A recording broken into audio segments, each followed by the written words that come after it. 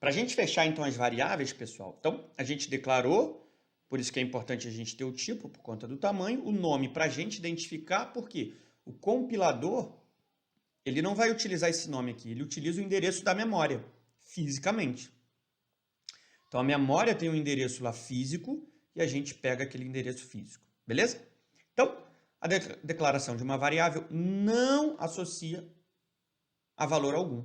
Então, só de eu declarar aqui entidade, eu não estou colocando nenhum valor. Eu apenas reservei uma área de memória.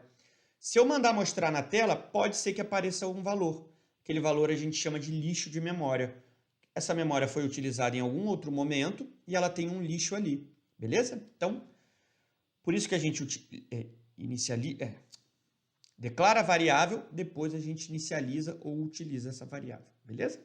Então, quais são os tipos que a gente tem em C, que a gente vai ver aqui basicamente? A gente tem o char, que é o caractere, ele armazena apenas uma letra, beleza? Lembrando que isso tem que estar entre aspas simples, e ele pode armazenar letras ou números também, né? Posso armazenar o número 2, o número 3. Porém, ali é o símbolo e não o número efetivamente, né? A gente ali está armazenando o símbolo 2. A gente não consegue pegar esse 2 e somar, por exemplo, tá bom? A gente tem o inteiro, armazena valores inteiros, e o float, que armazena valores reais, né? Ou seja, que tem casas decimais. No printf, se a gente tiver que mostrar um texto e uma variável, como é que a gente faz, pessoal? Basta, aonde a gente quiser no texto que o valor da variável seja exibido, a gente colocar porcentagem, o tipo dele, tá? O tipo daquela variável, e aqui a gente tem duas variáveis, por exemplo. Então, depois a gente coloca uma vírgula quando acabar o texto, beleza? E aí a gente coloca as variáveis. Então, se eu tiver aqui duas variáveis sendo indicadas, duas posições de variáveis, a gente precisa ter duas variáveis depois da vírgula. E aí, uma variável entre uma e outra, a gente separa também por vírgula. Beleza? Então, aqui a gente tem tipo 1 e tipo 2. Mas que tipo é esse, pessoal? O tipo a gente pode utilizar para facilitar o nosso entendimento sempre a primeira letra do tipo que a gente declarou. Então, se é char, eu vou colocar lá porcentagem C. Se é int, eu vou colocar porcentagem I. Posso utilizar a porcentagem D? Posso também, sem problema. Porém, eu acho que para facilitar, você sempre decora isso. C, I e F quando for float. Beleza? Entrada de dados, pessoal. A entrada de dados serve, então, para o usuário digitar uma informação no teclado e essa informação, então, ir para o nosso algoritmo. Como a gente falou, quando a gente está digitando uma informação no teclado, isso vai ter que ser armazenado em algum lugar. O compilador e o algoritmo e o programa, eles não sabem onde armazenar isso. Por isso, a gente vai ter que indicar qual é a variável na hora que a gente estiver realizando essa leitura. Como é que a gente utiliza?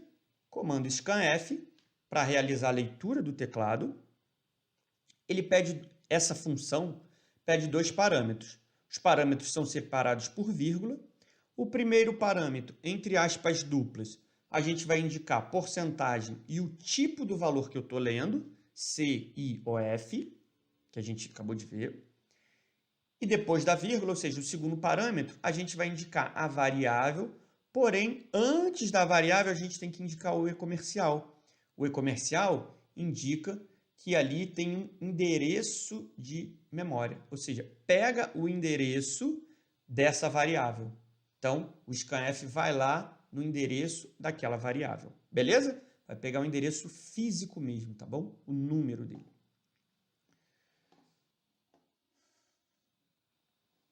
Operadores aritméticos, pessoal. Então, o que a gente tem? Mais, menos, multiplicação, divisão e resto da divisão. Estruturas condicionais, pessoal, quando que elas são utilizadas? Elas são utilizadas, então, pessoal, para realizar condições no nosso algoritmo. Mas para que a gente realiza essas condições? Até a chegada na estrutura condicionais, a gente tinha o nosso algoritmo executando linha após linha.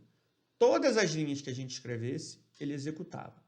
Com as estruturas condicionais, a gente dá uma inteligência agora para o nosso algoritmo, dizendo o seguinte, o algoritmo, Dependendo do resultado de uma condição, de uma comparação que você vai fazer, você pode executar ou ir no caminho A ou no caminho B. Então, a partir daí, o algoritmo começa a decidir se ele vai para lá, se ele vem para cá. A gente tem que programar de tal maneira que ele esteja preparado para seguir o caminho A, para seguir o caminho B, de acordo com o resultado de uma condição que a gente vai realizar. Essas condições, a gente vai utilizar os operadores relacionais, né? Maior, menor, maior igual, menor igual, igual e diferente. E também podemos utilizar os operadores lógicos, quando a gente tiver mais de uma comparação. Beleza? Lembrando que o retorno de toda condição condicional sempre vai ser ou falso ou verdadeiro. Sempre. Ele sempre só vai ter uma saída possível. Ou é falso ou é verdadeiro. Mesmo que eu tenha várias condições com e ou operadores lógicos, no final só vai poder ter uma saída. Então, o compilador ele vai executando em partes para que no final a gente só tenha uma saída. Beleza? Lembrando o e e o ou, a gente tem aquela tabelinha verdade, onde a gente verifica lá, dependendo V ou F, qual é a saída. F ou V, qual é a saída. Beleza? Então, como é que a gente escreve, então, um condicional aqui? Simples, né? Essa daqui é uma estrutura condicional. If, abro e fecho parênteses e abro chaves. Aqui dentro dos parênteses eu coloco a expressão lógica, que é a minha condição, beleza? Alguma coisa sendo comparada com outra. Pode ser uma variável comparando com um valor fixo comparando com outro valor fixo, uma variável comparando com outra variável. Podemos aí usar a imaginação para realizar essa condição. Bom, quando que ele vai executar o conteúdo que tiver aqui dentro? Ou aqui dentro, ou aqui dentro. Se essa condição for verdadeira, ele vai executar o conteúdo que tiver entre o primeiro par de chaves, que é o par de chave do if. Beleza? Então, se for verdadeiro, ele vai executar esse conteúdo. Beleza. Foi verdadeiro, eu quis ver se 5 era menor do que 10. É verdadeiro. Entro ali. Cheguei no fechamento desse par de chave, reparem que a estrutura ainda tem else if, else. Ele não vai executar mais nada, porque em toda essa estrutura só pode ter uma condição verdadeira. Quando ele encontra essa condição verdadeira, né, ele já sai. Ele não vai procurar outra. Ele só procura uma, encontrou, sai dessa estrutura. Ah, não foi verdadeira. Eu estava procurando se 15 era menor do que 10. Foi falso. Ele vai para o else, a negação desse primeiro. Nesse caso aqui, o else tem um outro if. Ele vai, então, novamente realizar uma consulta. Beleza? Se for verdadeiro, ele executa o que tem aqui e vai assim.